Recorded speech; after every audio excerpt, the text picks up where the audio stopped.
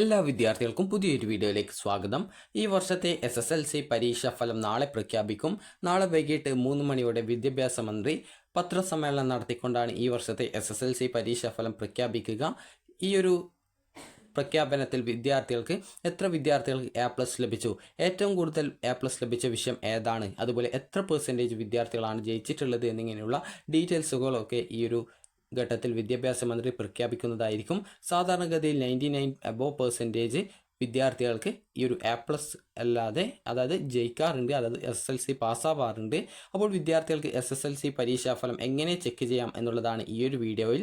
അപ്പോൾ വിദ്യാർത്ഥികൾ ആദ്യം തന്നെ SSLCexam.kerala.gov.in എന്ന വെബ്സൈറ്റോ അല്ലെങ്കിൽ results.kite.kerala.gov.in എന്ന വെബ്സൈറ്റോ സഫലം 2024 മൊബൈൽ ആപ്ലിക്കേഷനോ ഡൗൺലോഡ് ചെയ്തെടുക്കുക.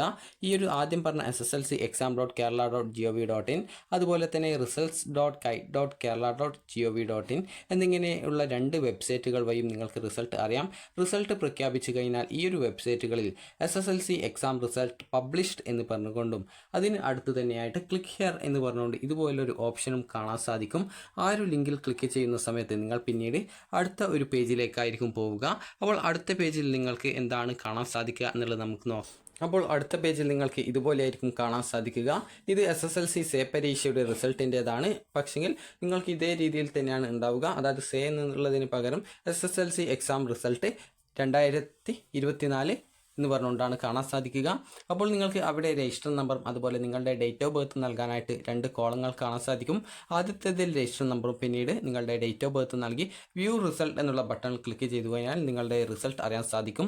റിസൾട്ടിന് താഴെയായിട്ട് പ്രിൻറ്റ് ഓപ്ഷൻ ഉണ്ടാവും. അതിൽ നിങ്ങൾക്ക് ക്ലിക്ക് ചെയ്ത് കഴിഞ്ഞാൽ നിങ്ങളുടെ ആ ഒരു റിസൾട്ട് നിങ്ങൾക്ക് ഫോണിലേക്ക് PDF ആയിട്ടോ അല്ലെങ്കിൽ പ്രിൻ്റർ ഉപയോഗിച്ചുകൊണ്ട് പ്രിൻറ്റ് ചെയ്യാനോ സാധിക്കുന്നതായിരിക്കും. അപ്പോൾ വിദ്യാർത്ഥികൾക്ക് റിസൾട്ട് പ്രഖ്യാപിച്ച് ഏകദേശം 1 മണിക്കൂറിനുള്ളിലാണ് ഈ റിസൾട്ട് അറിയാൻ സാധിക്കുക. അതുപോലെ തന്നെ results.kite.kerala.gov.in എന്ന വെബ്സൈറ്റ് വഴിയോ സഫലം 2024 മൊബൈൽ ആപ്ലിക്കേഷൻ വഴിയോ അതുപോലെ തന്നെ PRD ലൈവ് മൊബൈൽ ആപ്ലിക്കേഷൻ ഉപയോഗിച്ചുകൊണ്ടോ വിദ്യാർത്ഥികൾക്ക് ഈ ഒരു SSLC പരീക്ഷാഫലം അറിയാൻ സാധിക്കുന്നതാണ്. എല്ലാ വിദ്യാർത്ഥികൾക്കും മികച്ച മാർക്ക് തന്നെ ലഭിക്കട്ടെ എന്ന് ആശംസിക്കുന്നു. അപ്പോൾ ഈ ഒരു വീഡിയോ നിങ്ങൾക്ക് ഉപകാരപ്രദമായിട്ടുണ്ടെങ്കിൽ ലൈക്ക് ചെയ്യുക, ഷെയർ ചെയ്യുക. Thank you for watching.